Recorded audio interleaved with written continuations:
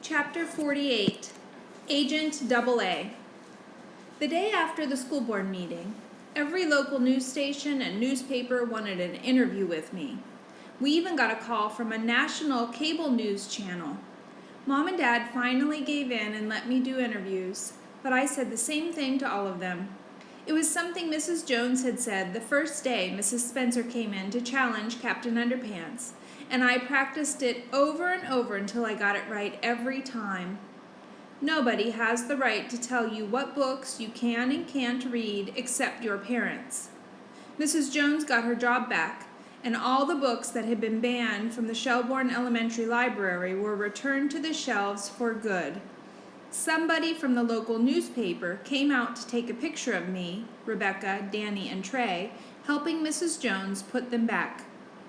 Before we got started, Mrs. Jones pinned a plastic badge to my shirt. I flipped it up to look at it. It was one of the badges the teachers wore. It had my picture on it, and beside that it said, Amy Ann Ollinger, Assistant Librarian. There you go, Mrs. Jones said.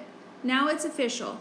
Although, if you're going to be a real librarian, we're going to have a talk about library patron privacy.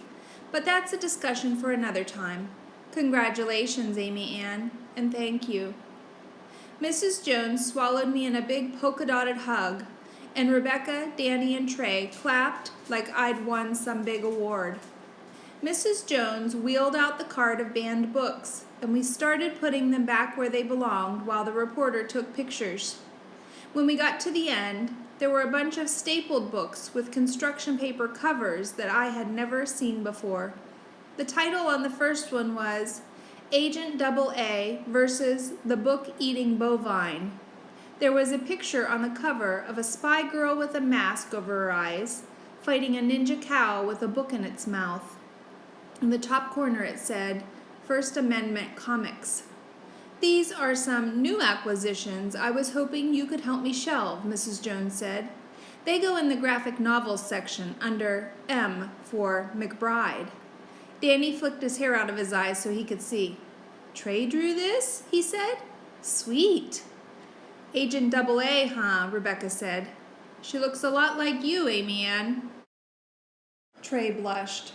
I just got inspired. I grinned. I liked it, especially because I wasn't a mouse anymore. I was a kick-butt secret agent. I'm not sure your mom is going to like being drawn as a cow, though, I said. Trey's eyes went wide.